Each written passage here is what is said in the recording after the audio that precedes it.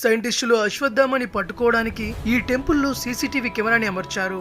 విషయం ఏంటంటే మధ్యప్రదేశ్ లోని పహాడ్ గంజ్ లో ఒక ప్రాచీన శివలింగం ఉంది. ఇక్కడ ప్రతిరోజు బ్రహ్మ ముహూర్తంలో అంటే తెల్లవారుజామున 4 గంటలకు ఎవరో ఒక వ్యక్తి వచ్చి శివలింగానికి పూజ చేసి వెళ్తున్నారు. ఆశ్చర్యపరిచే విషయం ఏంటంటే శివలింగంపై పెట్టిన బిల్వపత్రం సాధారణమైంది కాదు. ఎందుకంటే నార్మల్ గా బిల్వపత్రానికి 3 లేదా 4 ఆకులుంటాయి. కానీ ఇక్కడ 7, 11, 21 ఆకులున్న బిల్వపత్రాలతో పూజ చేశారు. ఇది రేరే కాదు, వెరీ వెరీ రేర్. ఈ విషయం గురించి పహాడ్ గంజ్ రాజుకు తెలియగానే తన సైనికులతో ఈ గుడికి చేరుకున్నాడు. అసలు ఎవరు ఈ గుడికి వచ్చి అంత పొద్దున్నే పూజ చేస్తున్నారో తెలుసుకుందాం అనుకున్నాడు. తెల్లవారే వరకు రాజు భటులు నిద్రపోకుండా కాపలా కాస్తున్నారు. సరిగ్గా 4 గంటలు కాగానే ఒక్కసారిగా వేగంగా చల్లని గాలి వచ్చింది.